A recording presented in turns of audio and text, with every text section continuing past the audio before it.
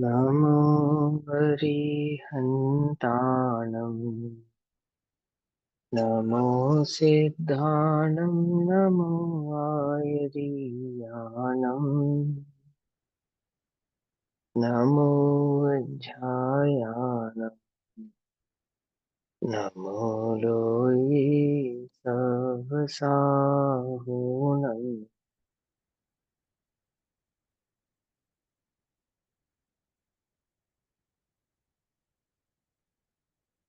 मङ्गलं भगवान् वीरो मङ्गलं गौतमौगणी मङ्गलं कुन्दकुन्दार्द्यो जैनधर्मोऽस्तु मङ्गलम् सर्वमङ्गलमाङ्गल्यं सर्वकल्याणकारकम् प्रधानां सर्वधर्माणां जैनं जयतु साच्यम्।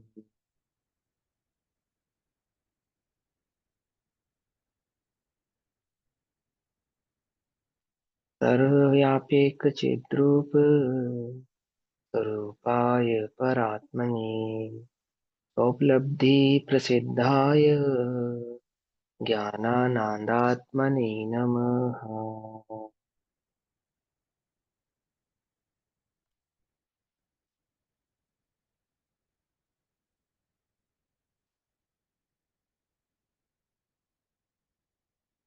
हमारी दोपहर कलन कक्षा का विषय चल रहा है श्री प्रवचन सारजी ग्रंथ। श्री प्रवचन सारजी का स्वाध्याय हम सभी आचार्य अमृतचंद्र देव द्वारा रचित तत्व प्रदीपिका तथा आचार्य जयसेन द्वारा रचित तात्पर्य वृत्ति टीका के आधार से कर रहे हैं। भाव चल रहा है कि केवल ज्ञान भूतकाल की और भविष्य काल की सभी पर्यायों को एक साथ जानता है, अर्थात जानने में आती है। केवल ज्ञान में भूतकाल के और भविष्य काल की समस्त पर्याय वर्तमानवत जानने में आती है। गाथा नंबर 38 तत्व प्रदीपिका गाथा नंबर 38 पेज नंबर 97 38 नंबर की गाथा है। जेणेव हि संजाया जे खलु नाट्ठा भव्ये पज्जाया ते होन्ति असभूदा पज्जायाणान् पचक्खा। जो पर्याय अनुत्पन्न है होकर भी जो नष्ट हुई अनुपस्थित पर्याय सभी प्रत्यक्ष ज्ञान में झलक रही। जो पर्याय अभी उत्पन्न नहीं हुई है अथवा जो विनष्ट हो गई है वे ज्ञान में प्रत्यक्ष केवल ज्ञान में प्रत्यक्ष झलक रही है। ये भाव हमने तात्पर्य वृत्ति टीका के आधार से पढ़ना है, तत्व प्रदीपिका के आधार से हमने पढ़ लिया था। पेज नंबर 98 पर आएंगे। आचार्य जयसेन देव क्या कहना चाहते हैं वो भाव को समझेंगे गाथा नंबर 38 के संदर्भ में। अब भूतकालीन और भविष्यकालीन अर्थात भावी कालीन पर्यायों की असद्भूत अर्थात अविद्यमान संज्ञा नाम होती है, इस प्रकार प्रतिपादन करते हैं। अविद्यमान का अर्थ होता है भूतकालीन और भविष्यकालीन पर्याय, अर्थात जो वर्तमान में विद्यमान नहीं है उन्हें कहते हैं अविद्यमान, परंतु अविद्यमान होने पर भी वे ज्ञान में प्रत्यक्ष है। किस ज्ञान में प्रत्यक्ष है? कि केवल ज्ञान में प्रत्यक्ष है। वो भाव यहाँ पर समझा रहे हैं। क्या कहते हैं? जेनेव ही संजाया जे खलु डाठा भया, जो आज तक भी उत्पन्न नहीं हुई है अर्थात भविष्य की पर्याय, और ना अभी हो रही है अर्थात भविष्यकालीन पर्याय, और स्पष्टतः जो वास्तव में नष्ट हुई पर्याय है अर्थात भूतकालीन पर्याय। क्या करके वे पर्याय नष्ट हो गई? कि उत्पन्न होकर वे पर्याय नष्ट हुई है। ते होंती असबुदा पज्जाया, वे पूर्व कथित अर्थात पहले कहे हुए भूतकालीन और भविष्यकालीन पर्याय विद्यमान नहीं होने के कारण असद्भुत अविद्यमान कही गई है। क्या कहा? जब हम कहते हैं अविद्यमान पर्याय तो इसका मतलब हम ये कहना चाहते हैं कि भूतकाल की पर्याय और भविष्यकाल की पर्याय जो वर्तमान में नहीं है उसको यहाँ अविद्यमान कह रही है ही नहीं। ऐसा नहीं कि भूतकाल में भी नहीं थी और भविष्य में भी नहीं होगी। अविद्यमान अर्थात जो वर्तमान में नहीं है, ये अर्थ है इसका। ऐसा अविद्यमान का अर्थ भी आचार्य देव हमको स्पष्ट करके बतला रहे हैं टीका में। क्यों? कि आप अविद्यमान का कोई ऐसा अर्थ ना निकाल लें कि वो होंगी ही नहीं कभी, विद्यमान ही नहीं है। विद्यमान ही नहीं है उसको भी केवली जानते हैं, ऐसा अर्थ नहीं है। वे है परंतु वर्तमान में नहीं है। पकड़ में ही बात। 6 द्रव्य हैं, 7 द्रव्य हैं, 6 द्रव्य हैं, है ना। कि नहीं, जो विद्यमान नहीं है ऐसे 7वें द्रव्य को भी केवली जानते हैं। क्यों? ऐसा है ना। ऐसा नहीं, अविद्यमान का अर्थ क्या है? कि जो वर्तमान में नहीं है, ये अर्थ है। अविद्यमान का अर्थ ये नहीं है कि है ही नहीं और केवली जानते हैं। है कहाँ है? स्वकाल में है। केवली काल द्रव्य को पहचानते हैं, भली प्रकार से पहचानते हैं, संपूर्ण काल द्रव्य को पहचानते हैं। तो काल द्रव्य की पर्यायों में सभी द्रव्यों की पर्याय खचित होने से, काल द्रव्य के निमित्त से बतलाई जाती है ना, स्वकाल की होने से। तो क्या कहते हैं कि छहों द्रव्यों की पर्याय अपने स्वकाल भाव से प्रकट होती हैं। तो वे पर्याय अभी कहाँ है? कि वर्तमान में नहीं है। अविद्यमान का अर्थ है वर्तमान में नहीं है, कि पर्याय है ही नहीं, ऐसा नहीं है। ठीक है ना। इसी के कारण एक चर्चा और उठी थी कि पर्याय कहाँ से उत्पन्न होती है और कहाँ जाके विनष्ट हो जाती है। ठीक है ना। कि वो भूतकाल की पर्याय जो थी वे कहाँ गई, द्रव्य से जो पर्याय उठी वो जब नष्ट हुई तो कहाँ गई? क्योंकि वो तो विद्यमान है। कुछ बात समझ में आ रही नहीं आ रही है? देखो मैं तुमको समझाता हूँ, बहुत सिंपल सी बात। पर्याय विद्यमान है या नहीं है? बोलो। ये है। कहाँ विद्यमान है? कि एक मत कहता है कि द्रव्य में विद्यमान है, परंतु अगर पर्याय द्रव्य में विद्यमान होगी तो द्रव्य का अभाव हो जाएगा। क्योंकि द्रव्य पर्याय का स्वभाव तो एक समय का है, और एक समय का स्वभाव वाला भाव यदि द्रव्य में विराजित हो जाए तो द्रव्य का क्या हो जाएगा? अभाव हो जाएगा। तो वो द्रव्य में विद्यमान है या नहीं, या पर्याय विद्यमान है तो कहाँ है, इसे कैसे समझे? इसे कैसे समझे ना। तो देखो, भूतकाल की पर्याय अभी वर्तमान में विद्यमान है या नहीं? बोलो। क्या कहा? समझना बड़े ध्यान से। तुम्हारा बचपन है ना, बचपन कहाँ है वो? कहाँ पे विद्यमान है तुम्हारा? वो जो बचपन था वो कहाँ विद्यमान है? ज्ञान में कहाँ तो है? ज्ञान में हमारे तो ज्ञान में। हाँ, ज्ञान में है। तो वो बचपन की पर्याय अभी कहाँ है? ज्ञान में तो है, ये बात तो ठीक है, पर कहाँ बीत गई वो चुकी पर्याय? अब कहाँ गई? बीत चुकी तो नष्ट हो नष्ट गई। होकर, भूतकाल में विद्यमान है। तो नष्ट हो गई तो ज्ञान ने कैसे जानी? कुछ बात समझ रहे नहीं भूतकाल समझ रहे? की भूतकाल में विद्यमान है। हाँ, तो वो ये समझाएंगे, वो सिंपल सी बात आपको समझाएंगे कि तुम पर्याय के संदर्भ को ऐसे मत समझो कि पर्याय कि द्रव्य में से कोई लहर जैसे उठती है ऐसे पर्याय उठती है, ऐसा नहीं है। उदाहरण के तौर पे समझाई जाती है ये बात। पर्यायों का स्वभाव ऐसा नहीं है कि वो द्रव्य के भीतर से कहीं बाहर आती हो और फिर द्रव्य में समा जाती हो, ऐसा नहीं है। क्या कहते हैं? वो द्रव्य का एक सहज परिणमन है। ठीक है ना। पर्याय कहीं से आती नहीं और पर्याय कहीं जाती नहीं। पर्याय एक समय का भाव है, एक समय का परिणमन है, एक समय भाव ही मात्र रहती है। लेकिन वे सभी पर्यायों का स्वरूप ज्ञान में प्रत्यक्ष रहता है। क्या कहा? वे सभी पर्यायों का जो स्वरूप है वो ज्ञान में विद्यमान रहता है, ज्ञान में प्रत्यक्ष रहता है। जो पर्याय का परिणमन वर्तमान में अविद्यमान है, अर्थात भूतकाल की और भविष्य काल की। ऐसी भूतकाल की और भविष्य काल की पर्याय कहाँ विद्यमान है? बोले कथनचित ज्ञान में विद्यमान है। विद्यमान नहीं है, अविद्यमान है। मतलब अगर विद्यमान होती तो क्या कहते? भूतकाल में विद्यमान है और भविष्य काल में विद्यमान है, अथवा द्रव्य में विद्यमान है, अथवा द्रव्य के भाव में वर्तमान में विद्यमान है लेकिन अभी प्रकट नहीं है। ऐसी नहीं होती पर्याय। जैसे ज्ञान गुण, कैवल्य ज्ञान शक्ति, कहाँ है कैवल्य ज्ञान शक्ति की? अभी प्रकट नहीं है। है कहाँ? है कहाँ? है या नहीं है? कि द्रव्य के स्वभाव में तो है परंतु प्रकट नहीं है। तो पर्याय कहाँ है? पर्याय कहाँ है? कुछ बात समझ में आ रही है नहीं आ रही है? जैसे द्रव्य में गुण विद्यमान है, ऐसे गुणों में पर्याय भी विद्यमान है क्या? कि ऐसे पर्याय गुणों में विद्यमान नहीं है।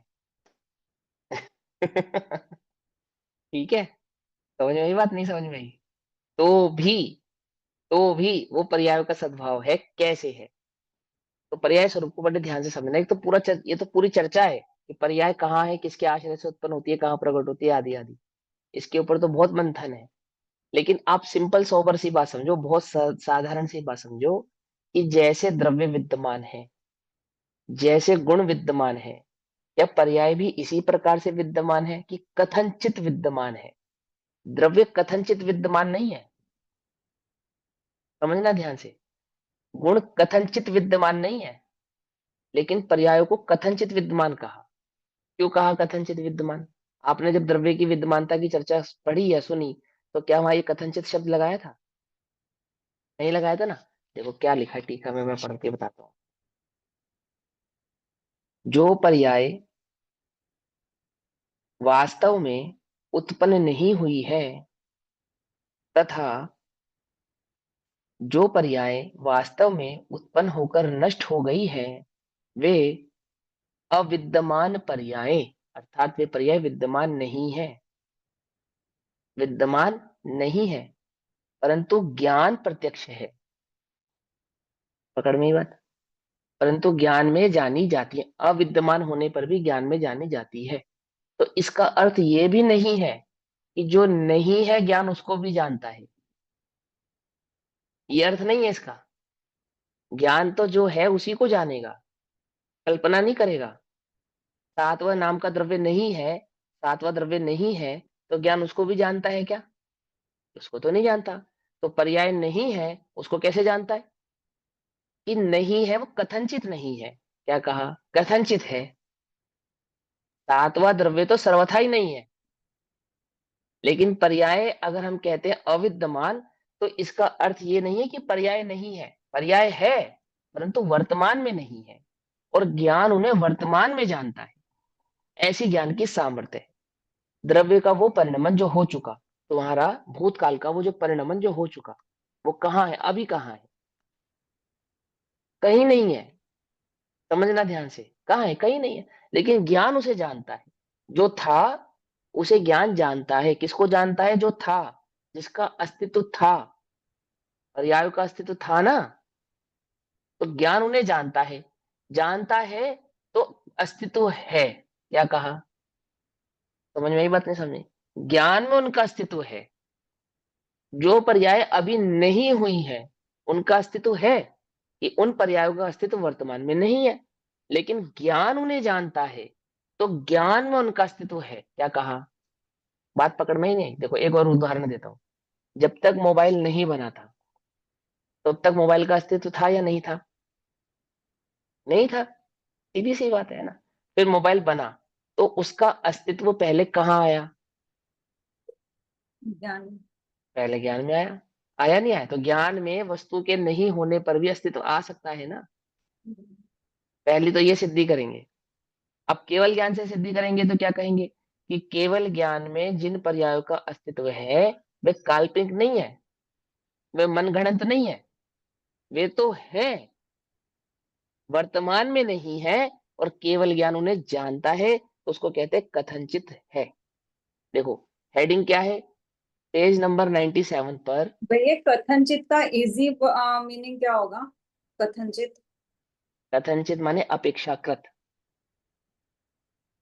अपेक्षाकृत, ठीक है। देखो 97 पेज नंबर, गाथा नंबर 38 की जो हेडिंग है, हेडिंग हेडिंग पढ़ेंगे। क्या लिखा है? अब विद्यमान पर्याय भी की, अब अविद्यमान पर्याय की भी कथनचित विद्यमानता बतलाते हैं।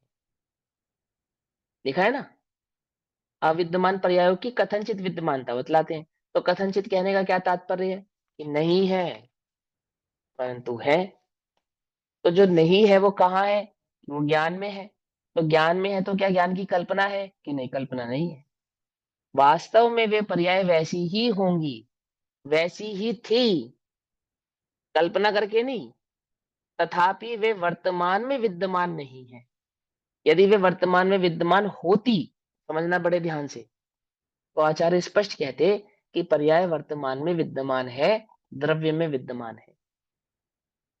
ऐसा कहते। भूतकाल की पर्याय द्रव्य में विद्यमान है, भविष्य काल की पर्याय द्रव्य में विद्यमान है, और वो विद्यमान पर्यायों को जो कभी उत्पन्न होगी उसे ज्ञान जानता है। पर ऐसा नहीं है।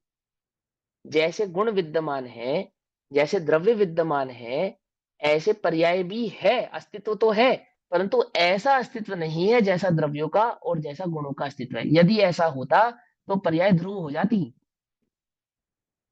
क्या कहा? कुछ बात समझ में आई या नहीं आई?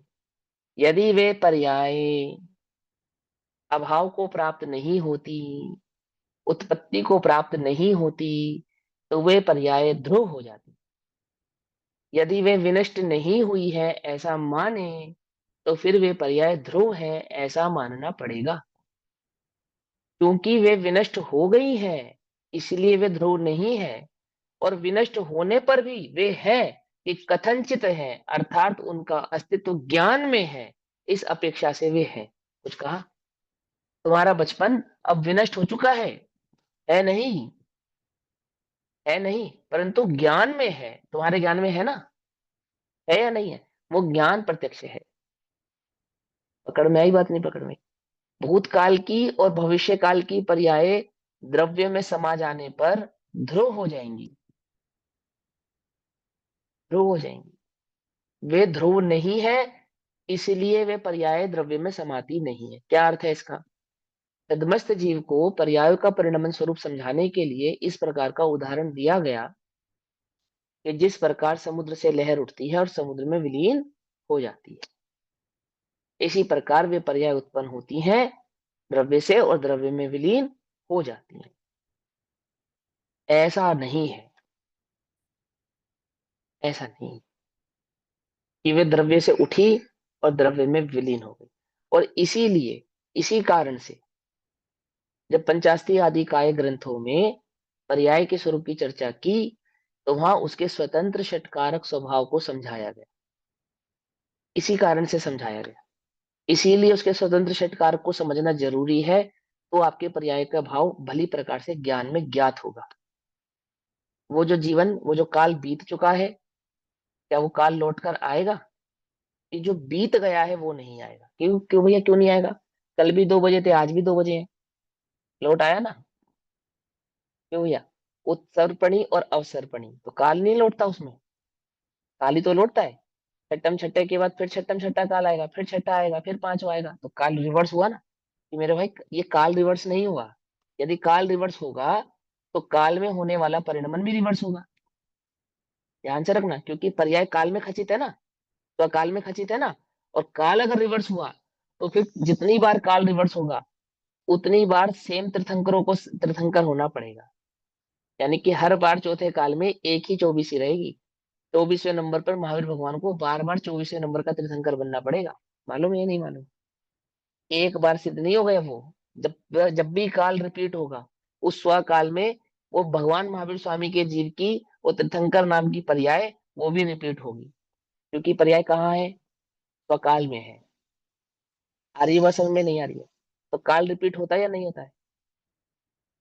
कुछ बात कनेक्ट कर पा रहे हो?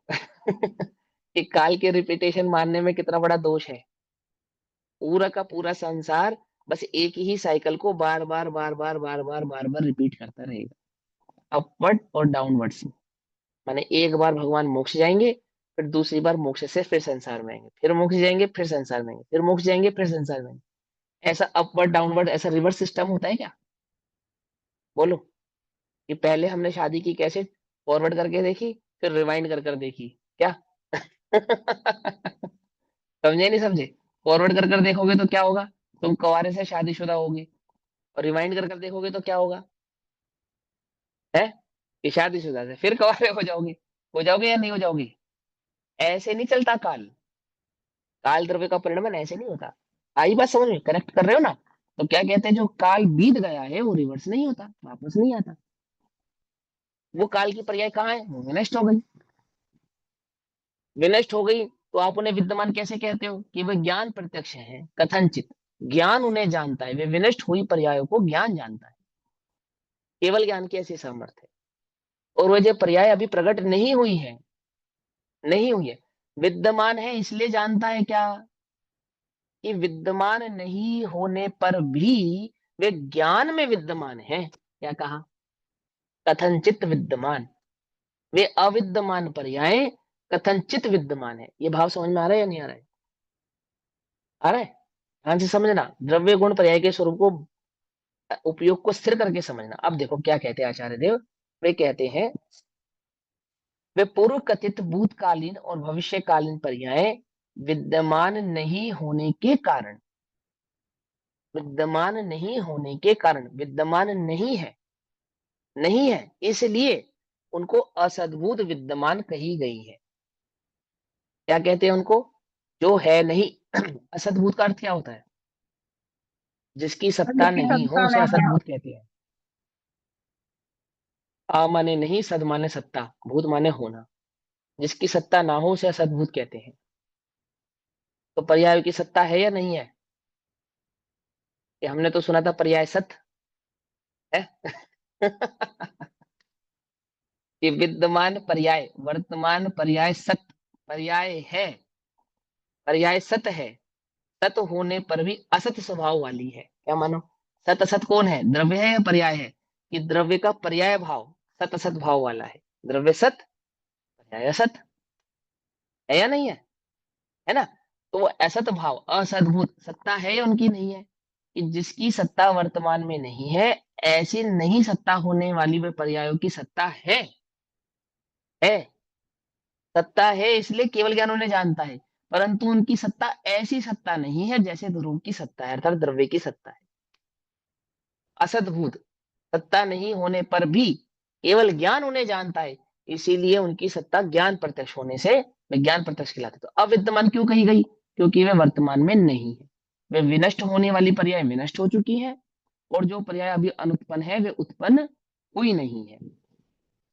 और वे अविद्यमान होने के कारण असद्भूत होने पर भी, ध्यान से समझना, ये भावार्थ नहीं चल रहा है, ये आचार्य देव की स्वयं की लेखनी द्वारा लिखा गया भाव चल रहा है, जो स्वयं उन्होंने लिखा है। क्या कह रहे हैं वो? कि अविद्यमान होने के कारण असद्भूत, अर्थात उनकी सत्ता नहीं है, ऐसा होने पर भी वर्तमान ज्ञान के विषय होने के कारण, अर्थात वर्तमान ज्ञान केवल ज्ञान में वर्तमान में जानी गई है, जानी जा रही है, ऐसा होने के कारण व्यवहार से, वो किससे? निश्चय से या व्यवहार से? तो व्यवहार से तो झूठी हो गई ना वो। केवल ज्ञानी जो जानेंगे वो तो सब झूठा हो गया ना। व्यवहार क्यों कहा उसको मालूम? क्यों कहते हैं व्यवहार? क्योंकि वो व्यवहार इसलिए कह रहे हैं, वो ज्ञान प्रत्यक्ष है ना। अब ज्ञान जो जान रहा है वो व्यवहार यानी कि झूठ जान रहा है क्या, कल्पना जान रहा है क्या? नहीं है, तो अब इसको कहा व्यवहार से। व्यवहार से उन्हें हम प्रत्यक्ष कह रहे हैं, ये व्यवहार कि वो अभी है, वर्तमान में है। विनष्ट हुई हुई पर्यायों को हम कह रहे हैं अभी की अभी है। जो उत्पन्न नहीं हुई है उनको कह रहे हैं वो अभी है, उनको अभी है, ऐसा कहना व्यवहार है। वे पर्याय ही व्यवहार है, ऐसा नहीं। अर्थ समझ में आ रहा है नहीं आ रहा? देखो क्या कहा, व्यवहार से भूतार्थ विद्यमान कही जाती है। वे पर्याय भूतार्थ और विद्यमान क्यों कही जाती है? व्यवहार से भूतार्थ और विद्यमान क्यों कही जाती है? कि पर्याय तो स्वभाव से भूतार्थ है, विद्यमान है।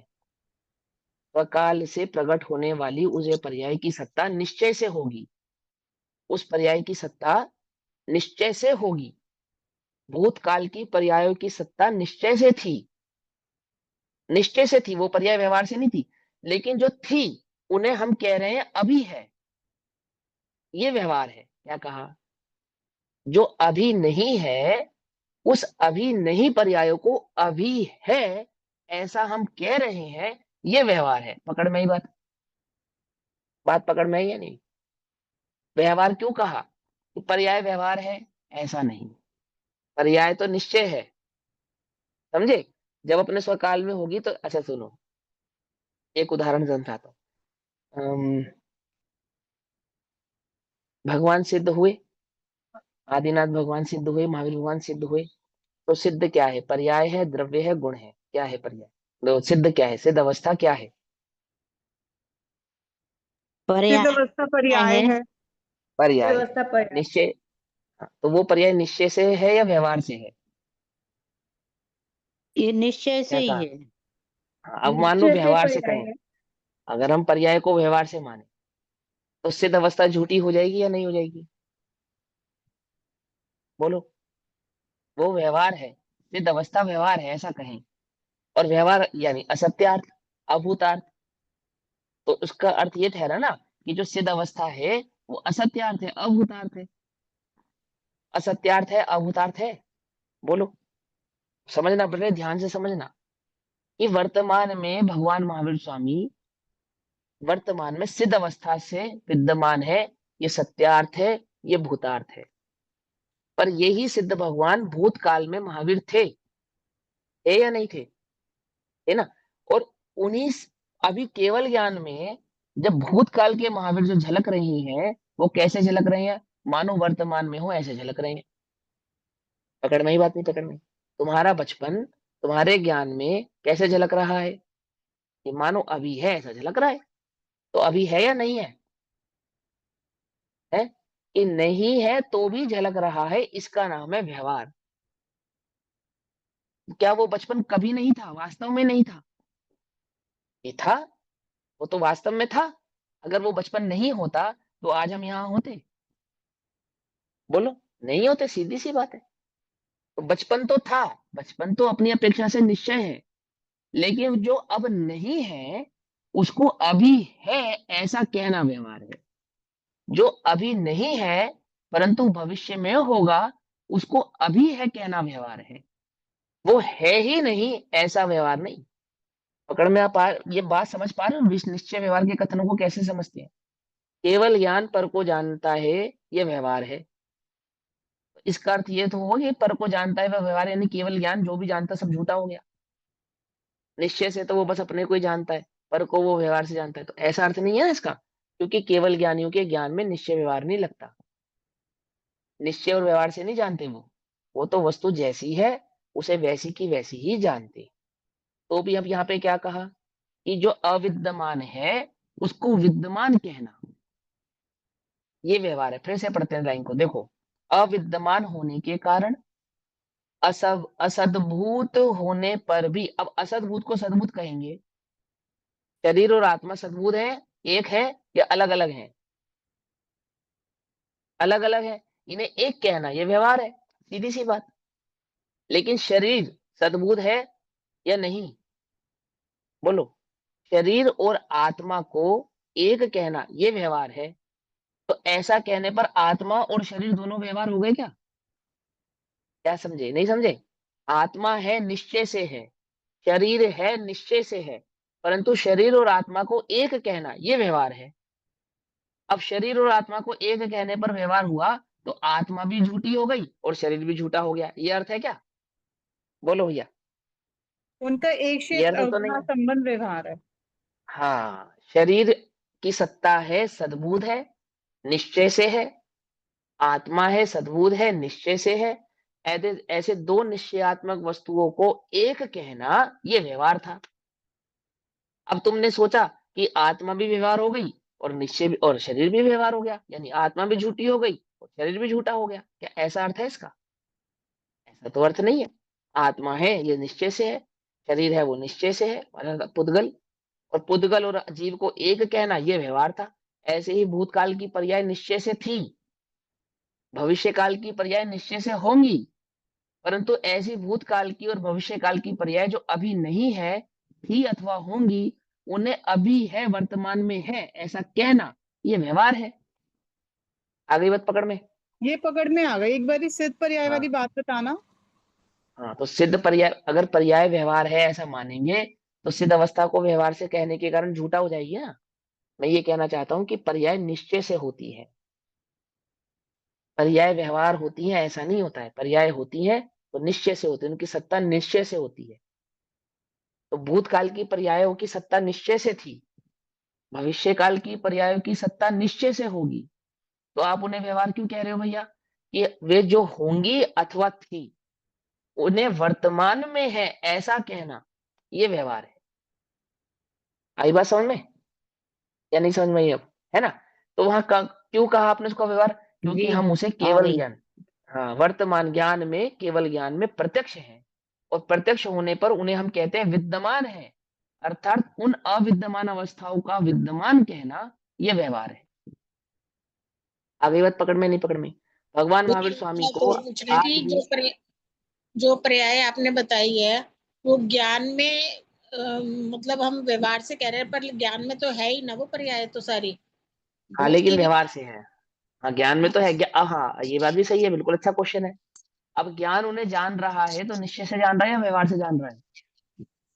वो जान केवल तो ज्ञान निश्चय से में केवल निश्चय ज्ञान से में जान आ रहा है गया है, ना। हाँ। केवल ज्ञान में जो पर्याय जानने में आई, वो जानने में आने वाली पर्याय निश्चय से जानने में आ रही है या व्यवहार से जानने में आ रही है? वो निश्चय से ही जानने में आ रही है, क्योंकि निश्चय से पहले जानने भी थी और आगे आने वाली पर्याय भी अब आएंगी, तो हाँ उनको तो तो सब कुछ मालूम ही है ना। हम्म तो अब प्रश्न क्या है? पर्याय के लिए पूछ रहे थे कि पर्याय जो है, जो आप बता रहे थे भाई वो एक समय की है और वो हम्म चली गई पर्याय, लेकिन वो हम्म पर्याय चली तो गई, लेकिन वो ज्ञान में ही तो रह गई ना, और तो कहाँ जाएगी पर्याय। नहीं, जो पर्याय का अगर तो अभाव हो गया, अभाव हो गया। अभाव तो हो गया, हाँ पर्याय लेकिन तो ज्ञान चली उन्हें गई। जानता है, हाँ ज्ञान उन्हें हाँ, जानता है। तो इस अपेक्षा से कह दिया कि ज्ञान में है। अच्छा म्यूट करो, मैं समझाता हूँ। म्यूट करो, मैं समझाता हूँ। सुमेरु पर्वत कहाँ है? ये सुमेरु पर्वत अपने स्थान पर है, जहां है वहां है, और केवल ज्ञान उसे जानता है। तो केवल ज्ञान में सुमेरु पर्वत है या नहीं है? ये कथनचित है और कथनचित नहीं है। कुछ बात समझ में आई? केवल ज्ञान सुमेरु पर्वत को जानता है, इस अपेक्षा से सुमेरु पर्वत केवल ज्ञान में है। क्या पर वास्तव में सुमेरु पर्वत केवल ज्ञान में है? केवल ज्ञान में सुमेरु पर्वत नहीं है। वो जो ज्ञेय पदार्थ ज्ञान में झलकते हैं, उन्हें ज्ञार्थ यानी कि ज्ञानार्थ ज्ञान में है ऐसा कहते हैं, जानने की अपेक्षा से। पिछली गाथाओं में समझाया था, नहीं समझाया था? परंतु उनकी सत्ता तो वही है जहां उनकी सत्ता थी। पर ज्ञेय तो ज्ञेयों में है, ज्ञान ज्ञान में है। ज्ञान ज्ञेयों में नहीं है, और ज्ञेय ज्ञान में नहीं है। ऐसा होने पर भी टू नो की अपेक्षा से टू गो ऐसा कहते हैं। तो ज्ञान उन्हें जानता है, तो ज्ञान में है या नहीं है? कि टू नो की अपेक्षा से टू गो, क्या कहा? है। परंतु दोनों तुम की समझो कि अपेक्षा वे से। पर्याय, हाँ लेकिन तुम समझो कि वहां है, उनका अस्तित्व वहां है, तो ऐसा नहीं है। उनका अस्तित्व तो जब था तब था, जहां था वहां था, जहां होगा वही होगा। मेरा अस्तित्व कहाँ है? यहाँ है। केवल ज्ञानी मुझे जानते हैं, तो मैं केवल ज्ञान में हूं या नहीं हूं? कि जानने की अपेक्षा से मैं केवल ज्ञान में हूं, पर वास्तव में मैं केवल ज्ञान में नहीं हूं। आई बात समझ में? सहो द्रव्य को केवल ज्ञानी जानते हैं, ऐसे ही वो समस्त पर्यायों को केवल ज्ञानी जानते हैं। तो जानने की अपेक्षा से वो केवल ज्ञान में है, तो उसको कहा ज्ञान प्रत्यक्ष विद्यमान। लेकिन उन पर्यायों का अस्तित्व केवल ज्ञान में है, ऐसा नहीं है। जो विनष्ट हो चुकी है, वे विनष्ट भाव वाली ही है, उनका वर्तमान में अस्तित्व नहीं है। जो अभी उत्पन्न नहीं हुई है, वे अभी उत्पन्न नहीं हुई है, वर्तमान में उनका अस्तित्व नहीं है। अस्तित्व नहीं होने पर भी ज्ञान उन्हें जानता है। तो क्योंकि वे ज्ञान में है, इस अपेक्षा से उन्हें ज्ञान प्रत्यक्ष या ज्ञान में उनका अस्तित्व है ऐसा कहा जाता है। इसकी अपेक्षा से ज्ञान उन्हें जानता है, इस अपेक्षा से उनका अस्तित्व ज्ञान में नहीं है, अस्तित्व तो उनका अपने स्वकाल में ही है। ऐसा। हाँ दीदी बोलो, क्या पूछना है? भैया ये बहुत अच्छे से क्लियर हो गया, लेकिन जो सिद्ध पर्याय की जो बात करेंगे, जो सिद्ध पर्याय है, तो वो भी इस तरह से क्या करेंगे, जैसे आदिनाथ भगवान सिद्ध हो गए और महावीर भगवान ज्ञान में झलका की वो सिद्ध हो गए, तो ये इसी तरह से ही होएगा ना ये भी फिर। हाँ हाँ हाँ हाँ, सब कुछ वही है। वो तो उदाहरण है, ये तो उदाहरण है। ये जो हमने भगवान महावीर का सिद्ध पर्याय अवस्था प्रकट हो गई आदि आदि ये ना, ये तो सिर्फ आपको समझाने के लिए उदाहरण दिया। देखो वस्तु का परिणमन अपने स्वतंत्र भाव से, स्वकाल भाव से परिणमित हो रहा है, हो ही रहा है। जो द्रव्य जिस समय जिस अवस्था को प्राप्त होना है, वह द्रव्य उस समय उस अवस्था को प्राप्त हो ही रहा है। उसकी अवस्था का नाम पर्याय है। ठीक है ना? अब यहाँ पर्याय स्वभाव की चर्चा चल रही है। तो केवली भगवान द्रव्य को जानते हैं, मात्र इतनी सी बात नहीं है। वे द्रव्य के परिणमन को भी जानते हैं, बात यह भी है ना? और वह परिणमन कैसा है? कि वर्तमान परिणमन को मात्र जानते हैं क्या? कि नहीं, वे भूतकाल और भविष्यकाल दोनों काल के परिणमन को जानते हैं। तो प्रश्न ये उठता है कि जो नहीं है उसको कैसे जानते हैं?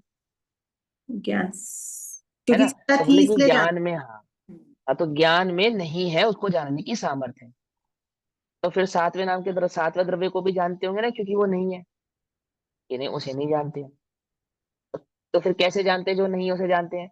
कि जो नहीं है वो कथनचित नहीं है, अर्थात जो नहीं है वो भूतकाल में था, उसकी सत्ता थी। जो नहीं है ऐसी पर्यायों की भविष्य में सत्ता होगी, वास्तव में होगी। ध्यान से समझना बात को। नहीं, ये तो सही है जो आपने अभी कहा कि जो सातवां द्रव्य नहीं है उसे कथनचित नहीं, उसे तो जानेंगे नहीं क्योंकि वो है ही नहीं। तो तो वही तो कहा, उसे तो नहीं जानते। उसमें तो फिर कथनचित थोड़ी। प्रश्न, ध्यान से सुनो जो कह रहा हूं, ध्यान से सुनो। उसे नहीं जानते ना, तो नहीं। फिर तर्क उठाया कि जब उसे नहीं जानते जो नहीं है, तो इन पर्यायों को कैसे जानते हैं जो नहीं है? अच्छा अच्छा, हाँ ठीक है। ठीक है ना। जो नहीं है उसे नहीं जानते, बोले हाँ उसे नहीं जानते। तो जो पर्याय अब नहीं है उन्हें कैसे जानते हैं? कि वे सातवें द्रव्य जैसी नहीं है, ऐसा नहीं है। समझ में आई बात?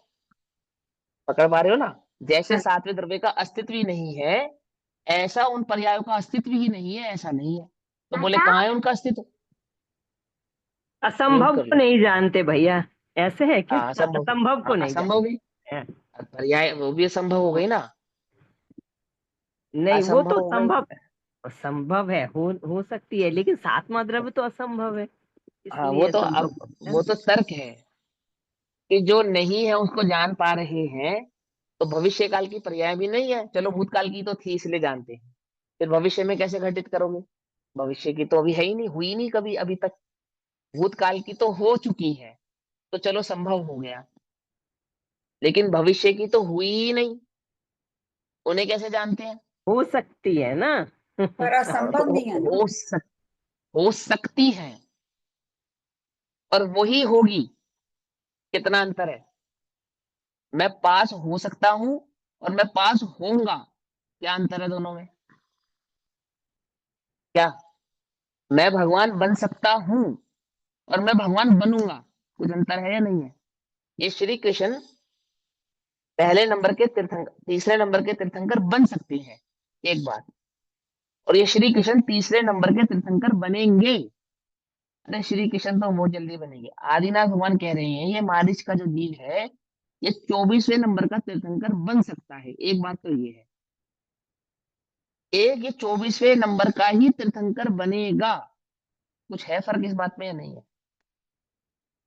बात समझ रहे हो? यहाँ पे असंभव, यहाँ पे निश्चितता भी समझानी है, समझे? और उस निश्चितता को यह भी बतलाना है कि वो विद्यमान में नहीं है, अर्थात वर्तमान में नहीं है, ये भी समझाना है। कुछ बात समझ में आ रही नहीं आ रही? आपका बच्चा आपसे पूछे मम्मी मैं पास होऊंगा या नहीं होऊंगा, तो आप क्या जवाब दोगे? आपका आंसर कितना डिप्लोमेटिक होगा कि बेटा तू पढ़ेगा तो पास हो जाएगा, ऐसे तो कहोगे ना। अच्छा, उसकी भी कोई गारंटी नहीं है। हम केवल ज्ञान की सिद्धि, तुम्हारे छद्मस ज्ञान की गारंटी वाली सिद्धि से थोड़ी कर रहे हैं। हम कह रहे हैं वो होगी, वो अवस्था होगी, उस काल में होगी, और नियम से होगी। कुछ बात समझ रहे हैं? और उसकी विद्यमानता वर्तमान में नहीं है। आती है बस समझ। हो सकती है, हो सकती है की संभावना क्या होती है? मैंने आम का बीज बोया, तो ये बात तो पक्की है कि इसमें आम उगेगा, पर कितने आम उगेंगे? हो सकता है 100 उगे, हो सकता है 500 उगे, हो सकता है 1000 उगे। समझना ध्यान से। तो ये संभावना है कि आम के पेड़ पर आम उगेंगे, इस बात का अनुमान लगाकर हमने कहा हो सकता है 500 उगेंगे। क्या केवल ज्ञान ऐसा हो सकता है? तो नहीं है वो। बात समझना बड़े ध्यान से। तो तर्क क्या है? तर्क यह है कि जो नहीं है उसे केवल ज्ञान कैसे जानता है? तो अनुमान से जानता है क्या? भाई हो सकता है, ऐसा नहीं है, ऐसा नहीं है, ऐसा उन्हें ही होगा। द्वारका द्वारका जलती हुई दिख रही थी नेमिनाथ भगवान को। हाँ हाँ, प्रत्यक्ष। प्रत्यक्ष, ऐसा समझाना उनको। तो जिस समय नेमिनाथ भगवान को द्वारका जलती हुई दिख रही है, उस समय द्वारका जल रही है या नहीं जल रही है? ये नहीं 12 जल वर्ष रही का है। अंतर है, अभी तो 12 वर्ष हाँ, बाद जलेगी और उन्हें प्रत्यक्ष तो दिखेगा। लेकिन अविद्यमान का हाँ, दूसरा पर्यायवाची असंभव थोड़ा लेंगे फिर हम, नहीं है, है ना? बिल्कुल भी फिर नहीं तो है। तभी गलत तो हो उसका, जाएगा ना ये तो। हाँ। तभी तो कह रहा हूँ कि वो असंभव भाव नहीं है। तभी तो कह रहा हूँ, तभी तो समझाया ना, तर्क इसलिए तो दिया वो, कि ये कोई ये तर्क संभव और लगाए। असंभव तो हम ही लोग कह सकते हैं, संभव है हाँ, या असंभव है। तो ये वस्तु स्वरूप समझा रहे हैं ना, केवल ज्ञान के स्वरूप को समझा रहे हैं। तो इस गाथा के भाव को बड़े ध्यान से समझना। जो कंफ्यूज हो रहा है वो कंफ्यूज ना हो, वो पूछ ले नहीं तो ये है ना। असंभव वाला पॉइंट उठा कहाँ से, ये समझ में नहीं आया। दीदी रिकॉर्डेड क्लास सुन लेना, कहाँ से उठा। ठीक है ना, हमने नहीं उठाया, ऐसे किसी ने बोला कि भैया असंभव भी हो सकता है ना, कि असंभव ऐसी बात नहीं है, तो सातवां द्रव्य तो असंभव है, तो वो पर्याय होना संभव है, इसकी क्या गारंटी है। समझे या नहीं समझे, या नहीं समझे। सातवां द्रव्य असंभव है, ये हम किस आधार से कह रहे हैं, और पर्याय संभव है, ये हम किस आधार से कह रहे हैं, हमारे पास उसका क्या आधार है। तो आपको केवल ज्ञान के स्वरूप को समझना है ना, तो केवल ज्ञान की अपेक्षा से समझो। हम आपके छदमस्त ज्ञान की अपेक्षा से उदाहरण तो भले ही देंगे, लेकिन छदमस्त के ज्ञान से उस केवल ज्ञान की तुलना नहीं हो पाएगी। हम ये बात बिल्कुल कड़क डंके की चोट पे कह रहे हैं कि सातवां द्रव्य असंभव है। क्यों, कैसे कह रहे हो आप, ये हम आगम के आधार से कह रहे हैं, बस यही तो हमारे केवली पास आधार है ना, परिश्रम। दूसरा तो आधार नहीं है ना। और हम कहते हैं कि लेकिन वो पर्याय होना संभव है, तो ये हम किस आधार से कह सकते हैं कि संभव है। वो भी बोलो केवल भैया, ज्ञान अब के आधार पर। आप समझो ना ध्यान से, अभव्य जीव का भव्य होना संभव है या नहीं है, सीधी सी बात है। तो कैसे जाना आपने ये अभव्य है, इसका संभव नहीं है, कैसे जानोगे। तो संभव है, हम जो कह रहे हैं ना कि वो पर्याय होना संभव है, बेसिकली जिस नजरिए से हम उसको असंभव और असंभव देख रहे हैं, वो नजरिया नहीं है यहाँ पर। मैं ये बताना चाह रहा हूँ कि जिस जिस एंगल से आपने उसको संभव और असंभव की कैटेगरी में डाला है, वो एंगल रॉन्ग है। यहाँ आओ केवल ज्ञान के स्वरूप पे, यहाँ ये समझा रहे हैं कि केवली का ज्ञान कैसे जानता है, एक बात। अब यहाँ तर्क ये उठा कि जो अविद्यमान है, जो है ही नहीं, उसे कैसे जान सकता है, उसे जानने की सामर्थ्य केवल ज्ञान में है। तो अब दो बातें सिद्ध करेंगे कि जो अविद्यमान है वो ऐसा अविद्यमान नहीं है जैसा सातवां द्रव्य अविद्यमान है, एक बात। तो फिर कैसा अविद्यमान है, कि वर्तमान में अविद्यमान है परंतु स्वकाल में तो विद्यमान है, ऐसा। आई बात समझ में। स्वकाल में कैसा विद्यमान है, कि जैसा उस ज्ञान में जानने में आया है बिल्कुल वैसा ही विद्यमान है। अब तीसरा, क्योंकि ज्ञान ने ऐसा जाना है इसलिए ऐसा विद्यमान है कि नहीं, वो पर्याय जैसी होनी है ऐसा ज्ञान जानता है, और वो ज्ञान जानता है सो ज्ञान की प्रत्यक्षता की अपेक्षा से उसे हम विद्यमान कहते हैं, तो उसको कहा कथनचित विद्यमान। पकड़ में आई बात, नहीं पकड़ में आई बात, पकड़ में। अब देखो क्या कहते हैं, पर्याय होना संभावित है। सातवां द्रव्य है ही नहीं। हाँ हाँ हाँ हाँ हाँ, बोलो बोलो सातवां बोलो। द्रव्य है ही नहीं। हम्म। मैंने कहा सात द्रव्य है ही नहीं। मैंने कहा आगे सवाल ही।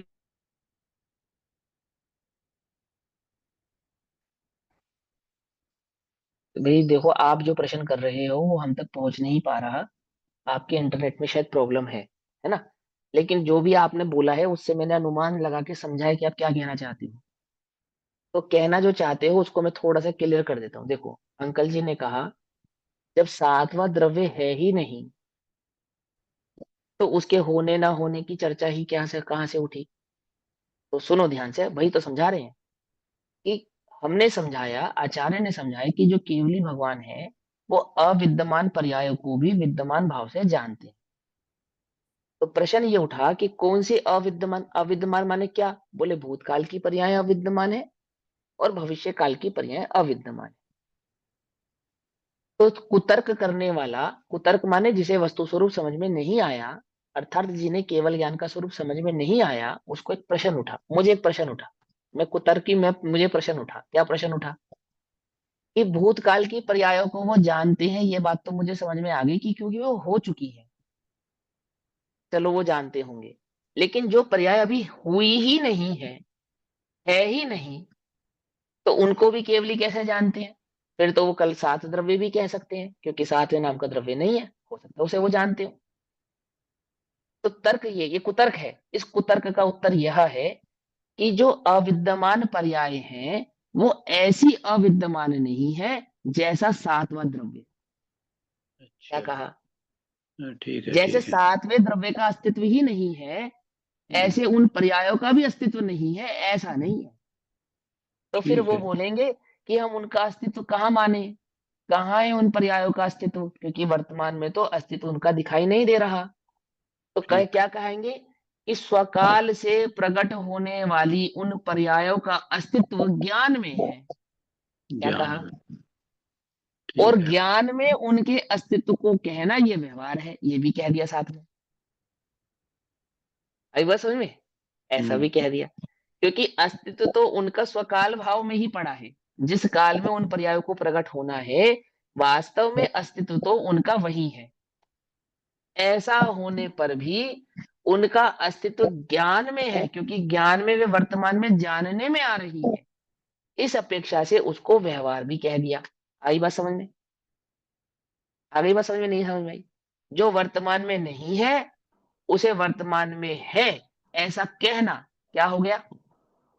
ये व्यवहार हो गया, बस।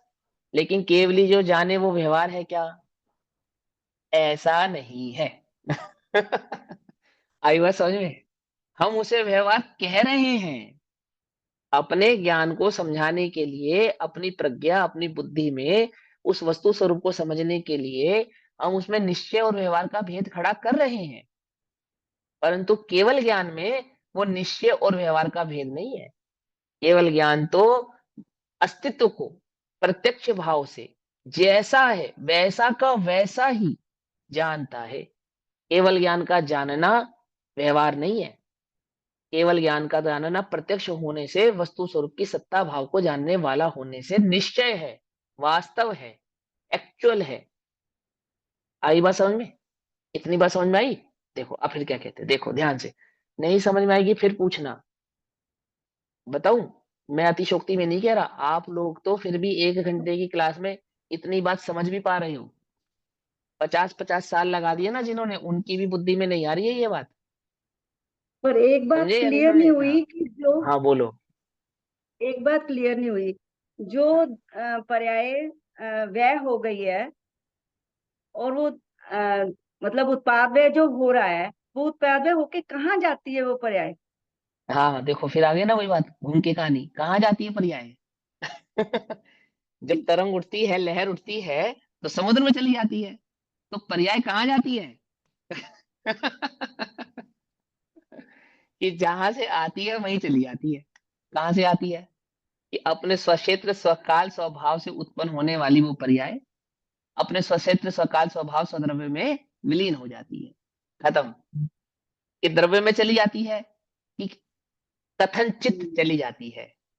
क्या कहा? कथनचित। ध्यान से समझना, बड़े ध्यान से समझना। अगर द्रव्य ध्रुव है तो पर्याय कैसे समाहित होंगी? द्रव्य भैया फिर ध्रुव से है, बोलना, गुण समझ ध्रुव नहीं है। आया। द्रव्य ध्रुव है, ध्रुव, द्रव्य ध्रुव है, गुण ध्रुव है। तो उनमें पर्याय भाव समाहित कैसे होगा? जब पर्याय द्रव्य में जाएगी तो पर्याय भाव से जाएगी या किसी अन्य भाव से जाएगी? समझना। यदि वो पर्याय भाव से गई तो द्रव्य का नाश हो जाएगा, एक बात। और वो द्रव्य भाव से जाएगी तो फिर वो पर्याय में कैसे कन्वर्ट हुई? द्रव्य परिणामी हो जाएगा। पकड़ना बड़े ध्यान से, अपरिणामी भाव परिणाम को उत्पन्न कैसे करता है? तो इसलिए बड़े ध्यान से समझो वस्तु स्वरूप को क्या कहते हैं। कि स्वद्रव्य स्वक्षेत्र स्वकाल स्वभाव से उत्पन्न होने वाली वो पर्याय, अपने स्वषट कारक भाव से उत्पन्न होने वाली, अपनी स्वरूप संपदा से उत्पन्न होने वाली पर्याय अपनी स्वरूप संपदा में ही जाकर विलीन हो जाती है। बस खत्म बात। कहाँ गई? कि स्वरूप संपदा से उत्पन्न हुई थी, स्वरूप संपदा में चली गई, द्रव्य में नहीं गई। आई बात समझ में? नहीं समझ में आई? द्रव्य भिन्न, गुण भिन्न, पर्याय भिन्न नहीं है। भैया जी अभी कथनचित है। पर्याय सटकारक, भैया जी हाँ। ये हाँ। पर्याय सटकारक से उत्पन्न हुई है, तो व्ययपना भी तो सटकारक से ही होगा। हाँ, बिल्कुल बिल्कुल। 6 षटकारक, जो षटकारक है ना, वो उत्पन्न षटकारक और वह षटकारक एक समय की पर्याय में उत्पाद व्यय भाव से घटित होते हैं। बराबर। ठीक है ना? जिसको देखो हम ठीक। षटगुणी हानि वृद्धि की अपेक्षा से समझाते हैं। जी। ठीक है ना? एक समय की पर्याय की षटगुणी हानि और षटगुणी वृद्धि भाव, वो उसके उत्पाद व्यय भाव को ही समझाने वाला है। और वह षटकारक भाव ही है, उत्पन्न होने का भी षटकारक और विनष्ट होने का भी षटकारक। अभेद है, अच्छा अच्छा अभेद अच्छा। है। दो ठीक प्रकार है। के षटकारक नहीं है, उत्पन्न होने के षटकारक अलग और वह होने के और षटकारक व्यय होने अलग। बोले नहीं, ऐसा नहीं। नहीं। हाँ ठीक, हाँ, यही बात है, यही समझे? बात। हाँ, तो ठीक सुनो ठीक क्या ठीक कहते हैं। ठीक। थोड़ा उपयोग लगाएंगे ना अच्छे से, फिर समझ में आएगा। द्रव्य गुण पर्याय के स्वरूप को अच्छे से समझोगे आप, और अच्छे से समझ में आएगा क्या कहते हैं। सुनो, हाँ, वे पूर्व कथित भूतकालीन और भावी कालीन पर्याय विद्यमान नहीं होने के कारण असद्भूत अविद्यमान कही गई हैं, अर्थात उनका वर्तमान में अस्तित्व नहीं है, ऐसा कहा गया है। जी। फिर, और वे अविद्यमान होने के कारण असद्भुत होने पर भी, एक तो उनकी वर्तमान में सत्ता नहीं है, एक बात, वे वर्तमान में नहीं है ऐसा होने पर भी, वे वर्तमान ज्ञान का विषय होने के कारण, अर्थात वर्तमान में है, केवली के ज्ञान में वर्तमान में ही है ऐसा होने के कारण, व्यवहार से, व्यवहार से भूतार्थ विद्यमान कही जाती है। पकड़ में ही बात। उन्हें क्यों व्यवहार से भूतार्थ और विद्यमान कहा? क्योंकि वे ज्ञान में तो है पर अस्तित्व में नहीं है। कौन से अस्तित्व में नहीं है? कि वर्तमान अस्तित्व में नहीं है। अपने स्वकाल के अस्तित्व में तो है, परंतु इस वर्तमान काल के अस्तित्व में नहीं है। तो भी वे है ऐसा कहने के कारण क्या हो गया? ये व्यवहार हो गया। श्री कृष्ण को तीर्थंकर कहना व्यवहार है, मारीच को महावीर कहना व्यवहार है, महावीर को महावीर कहना निश्चय है। कुछ बात समझ में आई या नहीं आई? मारीच को महावीर कहना व्यवहार है, महावीर को मारीच कहना व्यवहार है, परंतु महावीर को महावीर कहना और मारीच को मारीच कहना ये निश्चय है, सिंपल। ऐसे ही जो पर्याय नहीं हुई है, नहीं हुई है निश्चय से नहीं हुई है, जो पर्याय होकर विनष्ट हो चुकी है कि निश्चय से विनष्ट हो चुकी है, परंतु विनष्ट हुई हुई वे पर्याय और उत्पन्न होने वाली वे पर्याय वर्तमान में है ऐसा कहना ये व्यवहार है, बस। तो क्या केवल ज्ञान उन्हें जो जानता है वो सब झूठ है? कि नहीं, वो सत्यार्थ है, भूतार्थ है। निश्चय से ऐसा ही हुआ था, ऐसा ही होगा। ठीक, आगे क्या कहते हैं? और इसी प्रकार वे ज्ञान में प्रत्यक्ष होती हैं। प्रत्यक्ष होती है यानी वर्तमानवत होती है, इसी प्रकार होती है। वो भूतकाल की पर्याय भूतकालीन ही रहती है, भविष्य काल की पर्याय भविष्यकाल ही नहीं ही रहती है, परंतु ज्ञान में वे प्रत्यक्ष यानी कि वर्तमानवत हो जाती है। जिस प्रकार ये भगवान निश्चय से परमानंद का लक्षण एक सुख स्वभावी मोक्ष पर्याय को ही तन्मय पने से जानते हैं, मोक्ष पर्याय को ही तन्मय पने से जानते हैं, अर्थात जिसके आश्रय से वो मोक्षादि भाव प्रकट हुए हैं, ऐसे उस निज चैतन्य ज्ञायक भाव को ही तन्मय होकर जानते हैं। और परद्रव्य की पर्याय को व्यवहार से जानते हैं। व्यवहार से जानते हैं अर्थात क्या? भूतकाल की, अर्थात पिछली गाथा में जो बात कही है वहां पे समझा दिया गया है कि जो तन्मय होकर ना जाने, अर्थात जिनमें अहम बुद्धि ना हो, उसे व्यवहार कहा। व्यवहार से जानते हैं का अर्थ जानते ही नहीं है ऐसा नहीं है, ठीक है ना? तो क्या कहा? पर द्रव्य की पर्यायों को व्यवहार से जानते हैं। व्यवहार से जानते हैं अर्थात तन्मय होकर नहीं जानते। उसी प्रकार आत्मा की भावना भाने वाले पुरुष को, बोलो भैया, पुरुषों की बात है या स्त्रियों की बात है? कि पुरुष माने आत्मा ही होता है, सबके साथ। और पुरुष पुरुषार्थी भी होता है ना? और पुरुष माने पुरुषार्थी भी होता है। तो जो आत्मा के पुरुषार्थी है, ठीक, उनको क्या करना चाहिए? तुम आत्मा के पुरुषार्थी हो या नहीं हो? हो, अच्छा। तो तुम्हारे लिए आदेश है। क्या आदेश है?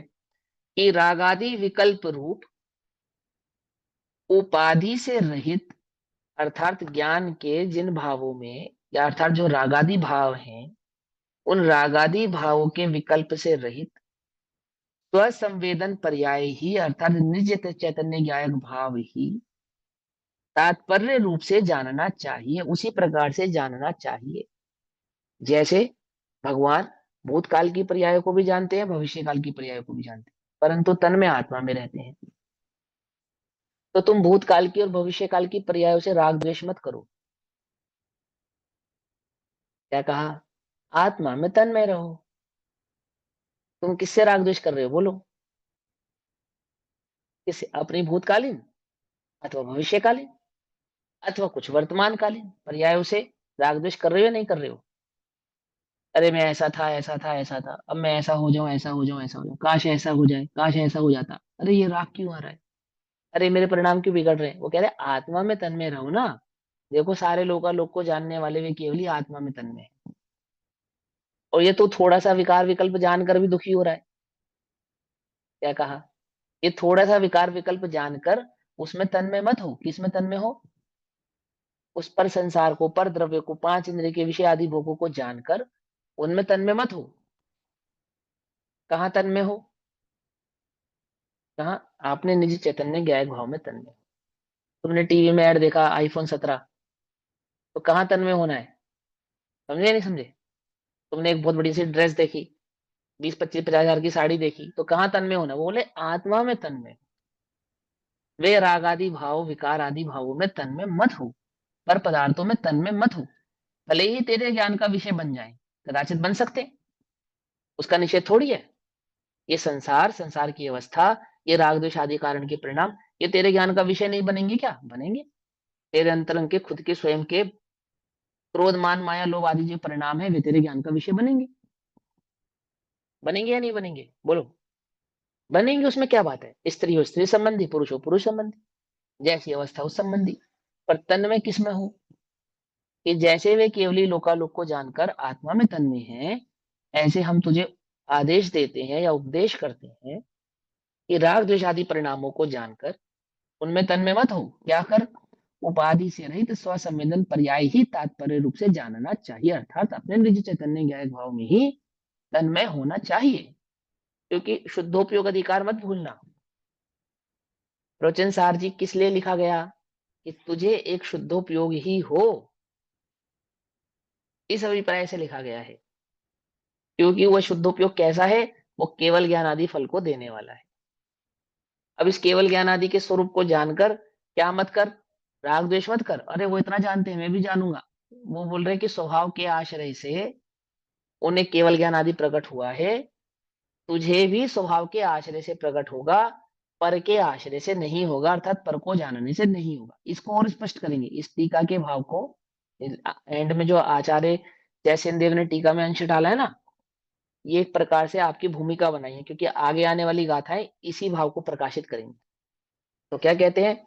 और बाह्य द्रव्य और पर्याय गौण रूप से जानने योग्य है। गौण रूप से जानने योग्य मतलब ऐसा भावार्थ है। अब ये अंतिम लाइन है, गौण रूप से जानने योग्य है। इसका क्या अर्थ है? कि गौण रूप से तन्मय जानने योग्य है। होकर नहीं, तन्मय होकर ये तो नहीं ठीक है, जानने।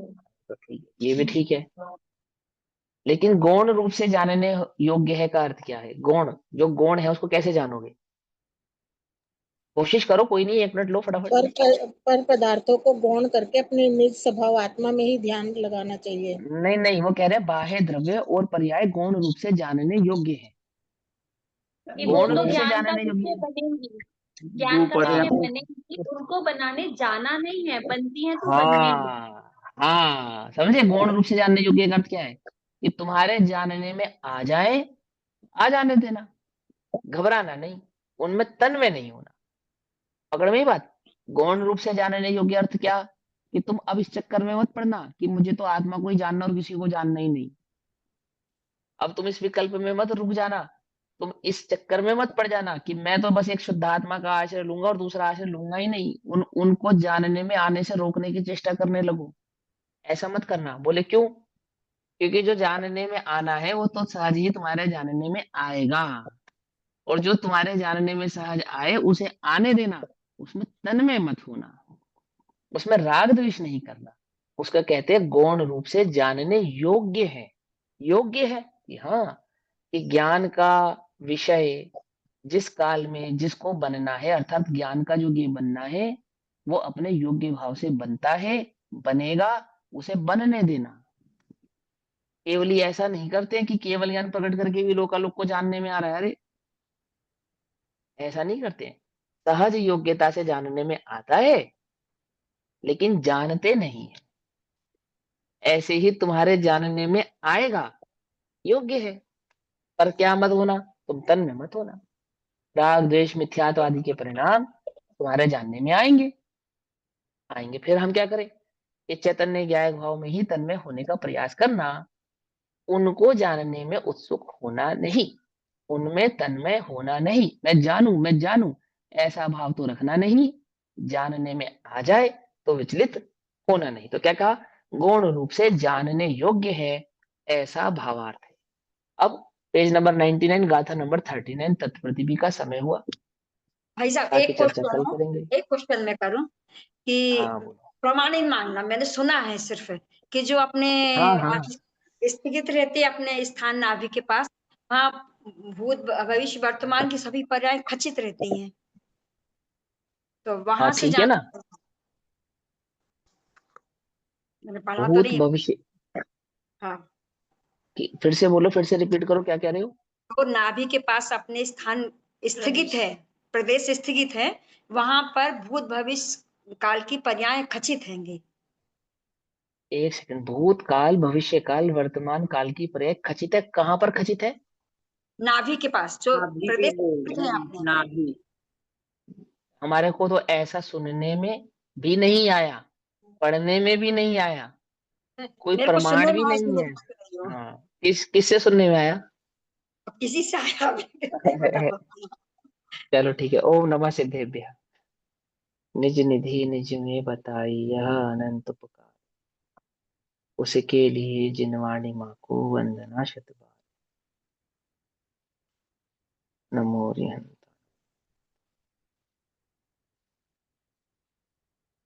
नमो रिहंत।